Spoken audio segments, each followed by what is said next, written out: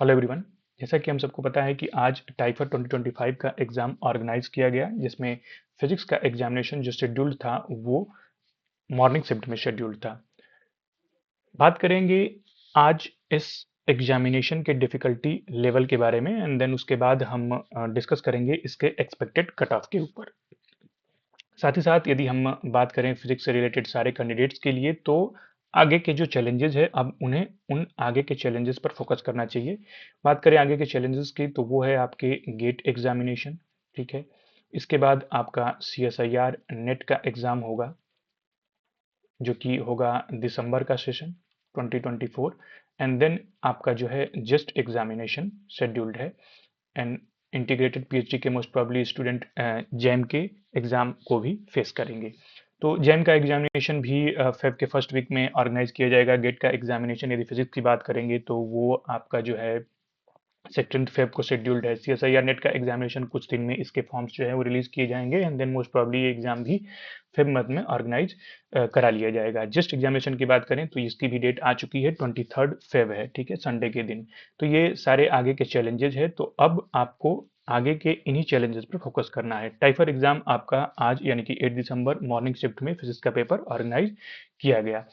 जिन भी कैंडिडेट्स ने इस एग्जाम को दिया था, उनसे बात करने पर उनसे जो मेमोरी बेस्ड क्वेश्चंस हैं उसको लेकर के एक एनालिसिस करने के बाद जो एक्सपेक्टेड कट ऑफ निकल करके आ रही है वो बेसिकली उस पर हम डिस्कशन करेंगे। तो चूंकि पेपर जो था वो बेसिकली दो सेक्शंस में डिवाइड था, सेक्शन ए और सेक्शन बी। सेक्शन ए की यदि बात करें तो जो क्वेश्चंस थे, ठीक है, टू बी ऑनेस्ट यदि बात करें तो मॉडरेट और डिफिकल्ट लेवल के बीच में ये क्वेश्चंस पूछे गए थे सेक्शन ए में।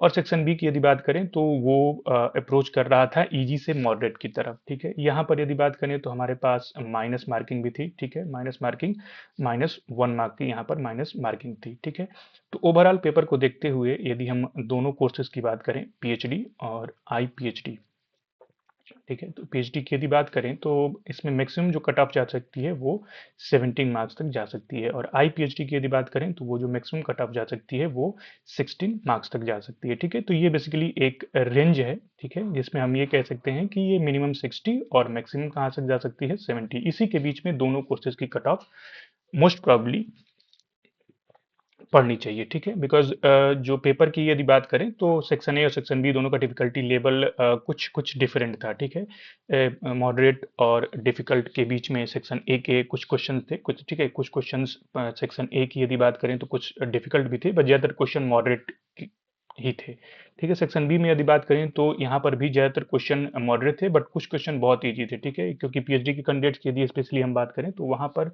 वो यदि फिजिक्स को अच्छे से प्रीवियस ईयर क्वेश्चंस लगाए हों या फिर किसी और भी एग्जामिनेशन के लाइक CSIR नेट, गेट, जेस्ट, इन सब के यदि क्वेश्चंस उन्होंने लगाए थे, तो कई ऐसे क्वेश्चन थे जो विदाउट सॉल्व किए केवल ऑप्शंस के बेसिस पर एनालाइज किए जा सकते थे कि कौन सा ऑप्शन उनका करेक्ट है। ठीक है, तो टाइम टेकिंग बहुत सारा क्वेश्चंस नहीं था। यदि 3 आवर्स आपके पास दिए गए थे तो क्वेश्चंस जो था वो बहुत ज़्यादा टाइम टेकिंग नहीं था। तो यदि पूरा एक ओवरऑल एनालिसिस किया जाए तो ये जो है रेंज हो सकती है 60 मार्क्स से लेकर के 70 मार्क्स के बीच में। इसमें ही दोनों कोर्सेज के कट ऑफ जो है वो लाई करने के मोस्ट प्रोबेबली चांसेस हैं। अब बात करें कि कुछ मेमोरी बेस्ड क्वेश्चन की, तो वो आने वाले वीडियोस में मैं कुछ मेमोरी बेस्ड क्वेश्चंस जो हैं वो मुझे मिले हैं, और यदि आपको भी यदि वो मिलते हैं तो कमेंट सेक्शन में इस वीडियो के आप वहाँ पर क्वेश्चंस मेंशन कर दीजिएगा। मैं उसके सॉल्यूशंस जो है मोस्ट प्रोबेबली जितना भी हो पाए मैं अपनी तरफ से ट्राई करूँगा उसको सॉल्व करने की। ठीक है, तो आने वाले जो वीडियोज़ हैं उसमें कुछ मेमोरी बेस्ड क्वेश्चंस भी हैं, आप देखिए उस क्वेश्चन के सॉल्यूशंस को और मैच करिए कि आपने जो आंसर्स, आपने जो सॉल्यूशंस वहाँ पर किए थे वो क्या उसके सिमिलर हैं या नहीं। तो फिलहाल कट ऑफ की बात करें तो वो मैक्सिमम जा सकती है 70 मार्क्स और मिनिमम 60 मार्क्स। Thank you.